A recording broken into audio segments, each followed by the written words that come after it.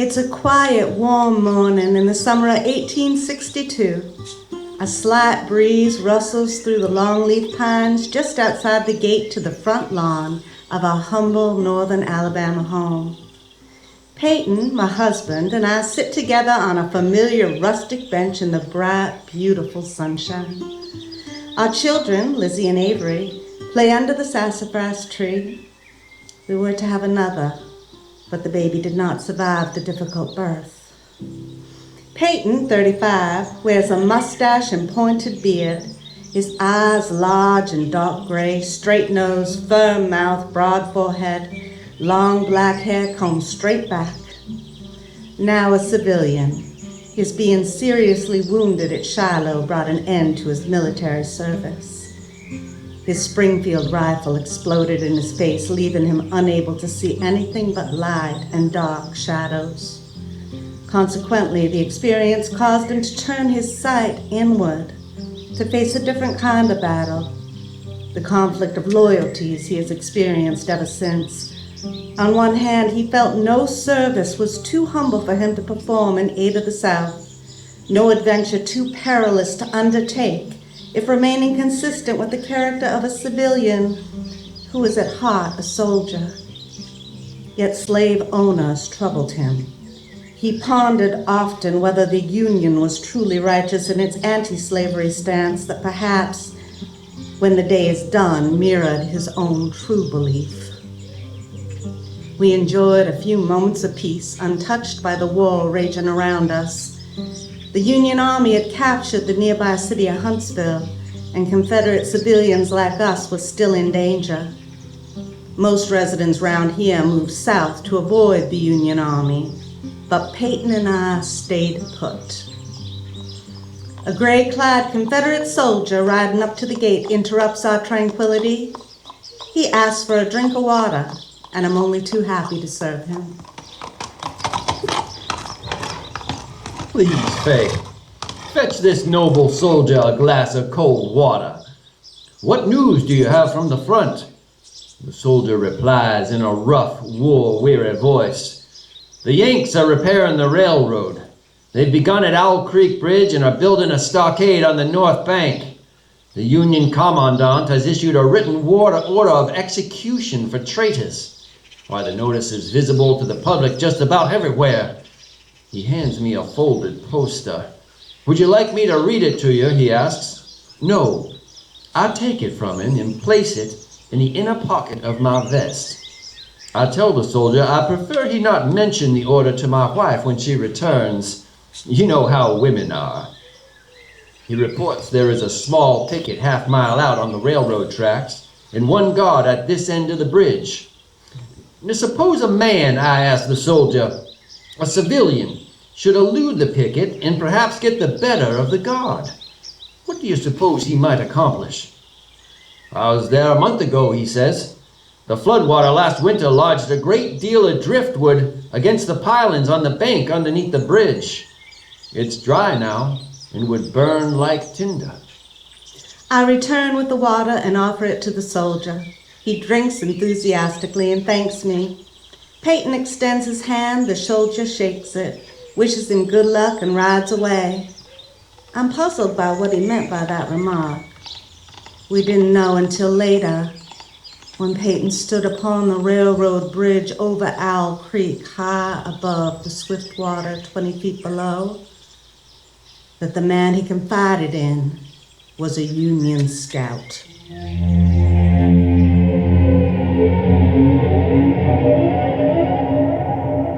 Hands behind my back. My wrists are bound with cord. A frayed rope encircles my neck. Attached to a stout cross timber above my head, the slack falls to my knees.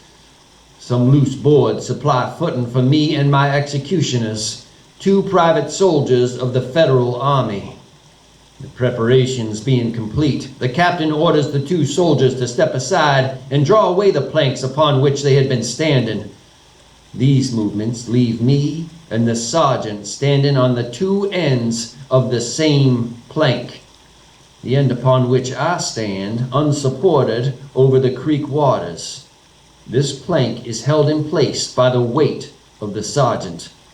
At a signal from the captain, the sergeant will step aside, the plank will tilt, and I, the condemned man, will drop to the end of the rope. I know the railroad runs straight away into the forest for 100 yards. I'm also aware of an outpost farther along. On the other bank of the stream is open ground. A gentle slope topped with a stockade of vertical tree trunks loophole for rifles, with a single embrasure through which protrudes the muzzle of a large brass cannon, commands the bridge. Midway up the slope between the bridge and the fort stand the spectators, a single company of infantry in line at parade rest, the butts of their rifles on the ground, the barrels inclining slightly backward against their right shoulders, hands crossed upon the stock. A lieutenant stands at the right of the line, the point of his sword upon the ground, his left hand rests upon his right. Except in the group of four at the center of the bridge, not a man is moving. The company faces the bridge, staring stonily, motionless. The sentinels facing the banks of the stream might be statues adorning the bridge. The captain, with folded arms, silent, observes the work of his subordinates, but makes no sound. Death is a dignitary who, when he comes, is to be received with formal manifestations of respect, even by those most familiar with him. In the code of military etiquette, silence and fixity are forms of deference. The liberal military code makes provisions for hanging many kinds of persons, and gentlemen are not excluded. Peyton knew every inch, every stone, every tree in this area. When he was a boy, he and his friend Rosie would play hooky from school and create their own adventures in the wood near the bridge, sometimes going down to the creek to catch crawfish, mud bugs they called them, or take a cooling swim to combat the heat of summer, taking care to avoid the poisonous swamp moccasins hiding in the leaf litter near the river's edge. Some called them cottonmouths on account of a defense posture the snakes would engage in when disturbed or threatened. They would travel there by way of an old footpath now hidden by time and overgrowth. They never went near the main road that was wide and straight as a city street, the black bodies of trees forming a straight wall on both sides, terminating on the horizon in a point, like a diagram in a lesson in perspective. The footpath running somewhat parallel to the main road but taking many twists and turns, terminated at the bank of the creek downstream of the bridge. After his discharge from the army, Peyton, armed with his walking cane, would spend days on end navigating that old path, half a challenge, half a recollection of his younger days with Rosie. Peyton reckoned if he followed this familiar path at night without the necessity of a lantern, he could make it to the bridge undetected, whereas a cavalry wouldn't stand a chance. He'd make swift time in the darkness, his blindness posing no limitations upon his ability to travel. Most importantly, he would not confide his plan to anyone, not to the Confederate Army, not even to me. Once on the path, he made his way slowly and cautiously in the darkness to the creek and pilings at the base of the bridge, keenly aware of the sentinel pacing back and forth above him. He removed his boots and crept barefoot towards the pile of driftwood, just as the soldier described. The sound of his feather-light footsteps and the gentle back and forth tip-tap of his cane were masked by the running waters of the creek. He set his can of Greek fire next to some thin branches. He struck a match to ignite it. In a sudden, bright flash of light, he could just make out the face of a man appearing from the shadows. He recognized the voice of the soldier to whom I gave water at our home. The unmistakable sound of 58 caliber Springfield rifles, their hammers being cocked, surrounded him. Peyton made a rather feeble plea to the soldier about the allegiance he felt to the North despite being caught in the act of sabotage. The answer he received came in the form of several swift blows from his own cane as the soldier took it from him and struck him about the face and head. Peyton fell to his knees and then to the ground with the taste of blood on his tongue. The soldier broke the cane over his knee and threw it in the river. One man standing astride Peyton's curled-up body taunted him, shouting, "He won't be needing that anymore." "His boots," another exclaimed. "Throw his boots in the creek. We'll hang him barefoot." The Union soldier who struck him commanded the other, "Stand him up. You'll hang for your crime at dawn, right here at Owl Creek Bridge."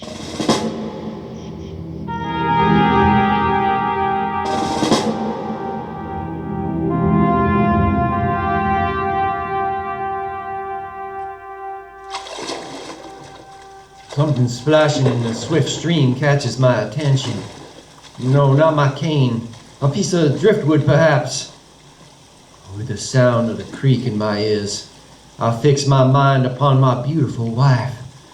Almost immediately, my thoughts turn fervently to how I might escape this rope. If I can free my hands, I might throw off this noose and spring into the stream. I'll dive deep and evade the bullets that will surely follow me. I'll swim to the bank, take to the woods, and get away home where Faye and my lovely children will be waiting. My eyes open. My body trembles. A muffled cry emerges from my constricted throat. I am afraid. Now I become conscious of a new disturbance. Striking through the thought of my dear ones is a sound I can neither ignore nor understand.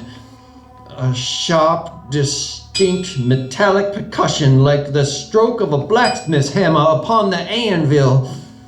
It has the same ringing quality. I wonder what it is, and whether immeasurably distant or nearby. It seemed both. Its recurrence is regular, but slow as the tolling of a death knell. I await each new stroke with impatience and apprehension. The sound increases in strength, tempo, and volume. It attacks my eardrums like the mallet on a gong. I fear I may shriek.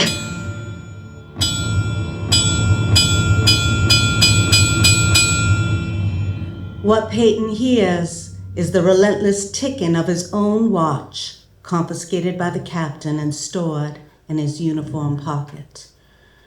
Thank God the deafening sound relinquishes its chokehold on me. Only the rope against my throat remains.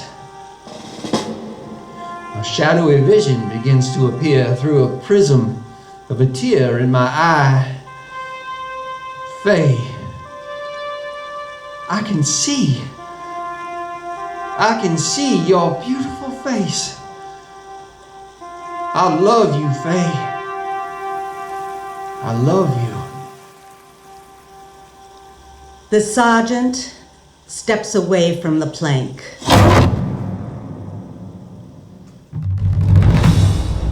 Suddenly, a frightful roar crashes into my ears. All is cold and oppressive. I know the rope has broken and I've fallen into the stream. The noose suffocates me but keeps the water from my lungs. To die of hanging at the bottom of a river! How ludicrous! The pressure in my ears increases. I must be sinking. Is this the last sensation I feel in my life? No. It begins to lighten. I'm surely rising to the surface. To be hanged and drowned, that is not so bad, but I do not wish to be shot. I will not be shot. That is not fair. I endure the pain in my wrists as I free my hands from the cord. I tear the rope from my neck and thrust it aside. I'm beating the water with vigorous strokes. I break the surface, crying out with a desperate gasp of air. Peyton was now in full possession of his limited senses. Keen and alert, he felt the ripples upon his face and heard their separate sounds as they struck. The insects upon each leaf and branch of the forest trees, the locusts, the brilliant-bodied flies, the great spiders stretching their webs from twig to twig were alive, like dewdrop chimes clattering upon a million blades of grass.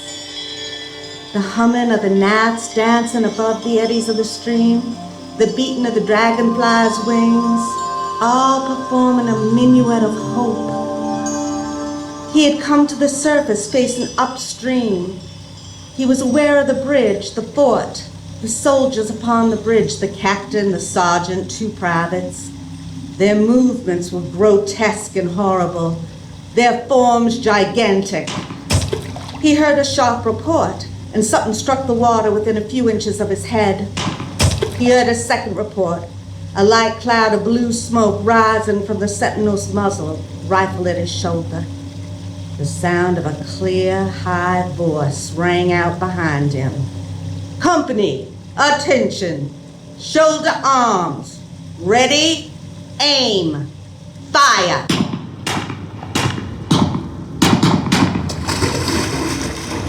I dived as deeply as I could, the water roaring in my ears like Niagara. I rose to the surface for air, and I knew I was much farther downstream. The soldiers' bullets were falling short. I swam as hard as I could. The explosive fire from the cannon hit the water, creating a vortex and whirling me around and flinging me upon the bank. I dug my fingers into the sand, threw it over myself in handfuls of diamonds, rubies, and emeralds. I inhaled the delicious fragrance of what were surely giant garden plants in full bloom. A whiz and rattle of grape shot among the branches roused me from my rapture. I sprang to my feet, rushed impulsively up the sloping bank, and, covering my eyes with both hands, plunged into the forest. Now, Peyton didn't get far when he tripped and fell, rolling several yards back toward the edge of the river. He was unfortunate enough to disturb a large snake slumbering next to the stream. Peyton could not see the white inside the open mouth of the snake when it gaped to defend itself, but he surely recognized the rattle in leaf litter as the warning hiss of a cottonmouth. The snake lunged at his exposed foot, dug fangs into flesh, injected venom, released its grip, and waited. I don't have much time before the venom will cause unbearable pain, then bruising, and finally necrosis. Crawling a few feet away to safety, I pull my foot up to my mouth and bite into the wound as deep as I can. I feel the blood flow and I suck at it, spitting each toxic mouthful into the ground.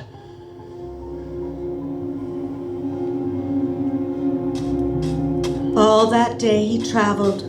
With mountain anxiety, he stumbled, lashed with sharp branches, tore his feet on roots and stones in search of the hidden path that would lead him home. He had been swept a considerable distance downstream, making it even more difficult to avoid not only the bridge, but the northern outpost as well in his effort to find the path once again. The main road, although more expeditious, would be far too dangerous. The forest seemed interminable. Nowhere did he discover a break in it. It was unfamiliar and strange. He had lost his bearings. He never knew he'd lived in so wild a region. There was something uncanny in this revelation, yet he continued undeterred. By nightfall, he was fatigued and famished, his feet swollen and bruised. I stopped to rest.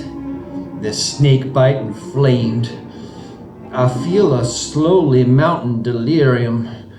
I tear the sleeves from my shirt and wrap each one around my bloody feet. Boots they are not, but under the circumstances they'll do. I'll gladly dance a jig wearing them upon returning home to my Fae. I'll reach around until I feel the bark of a tree. Moving my hands upward, a sturdy branch is my reward. With some effort, I break it off, strip it down, and fashion myself a reliable walking stick. With only my sense of direction to trust, I eventually locate the footpath by which I came. A tremendous weight was lifted from his shoulders. He could now navigate with some feeling of security, as soldiers on the main road would not be able to detect his movements. That road, wide and straight as a city street with the black bodies of trees forming a straight wall on both sides, would shield him from their view. Yet he was not so far removed from it that he could not still hear men shouting, the galloping of horses and dogs barking.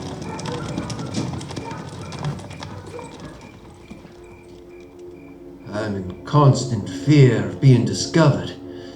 I'm certain great golden stars grouped in strange constellations shine down upon me.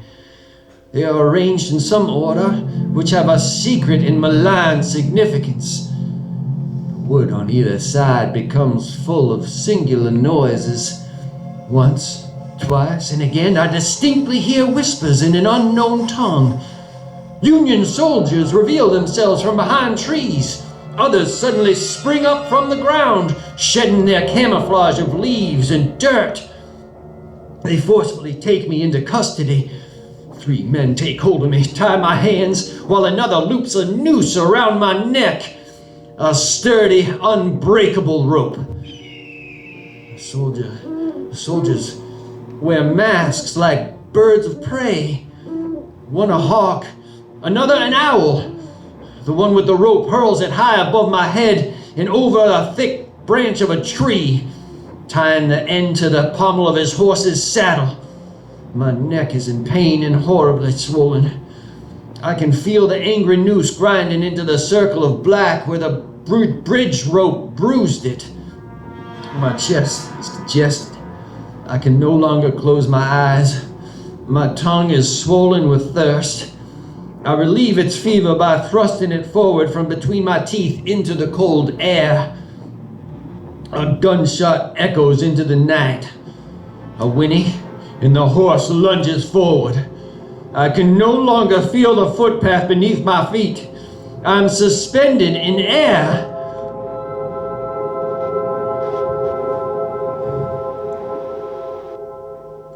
Despite my suffering and the effects of the snake venom, I realized I had traveled the entire night. My hallucination passes. The song of the forest birds herald dawn's first light. With only the thought of my wife, the children, and the path ahead, I press on.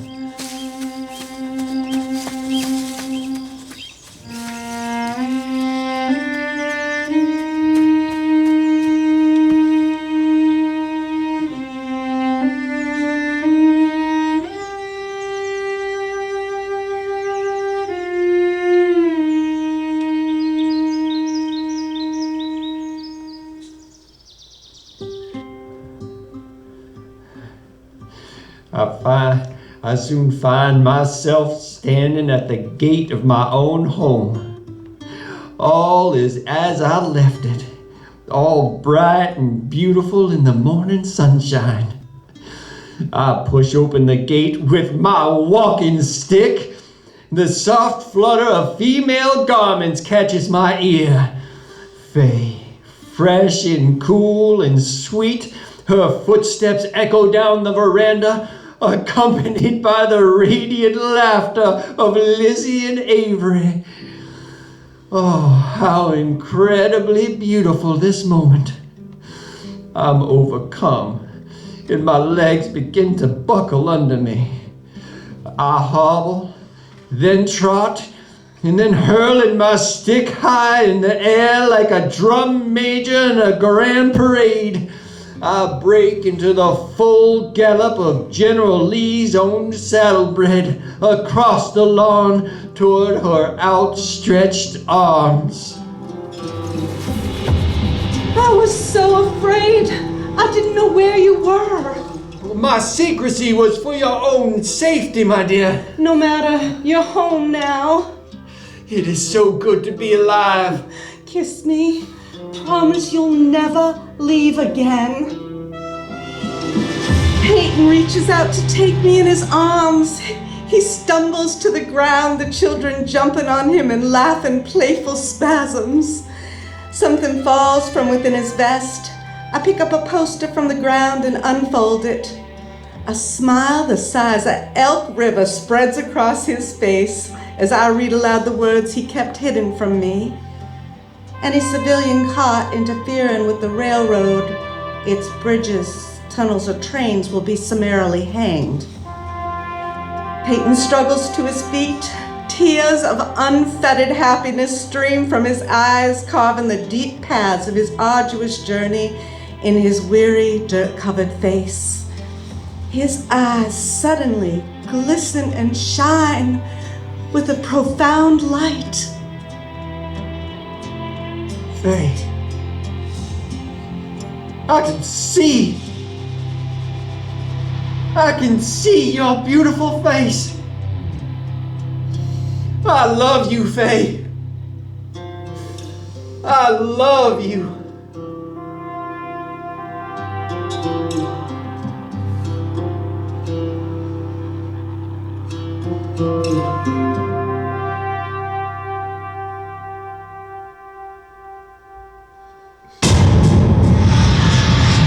A sound, a shock. Peyton feels a stunning blow upon the back of his neck, jerking him violently from his feet with an expression of horror and utter disbelief.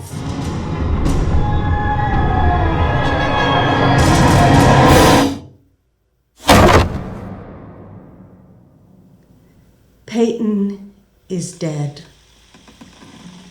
His hanging, lifeless body, surrounded by the Union soldiers above, swings gently from side to side beneath the timbers of Owl Creek Bridge.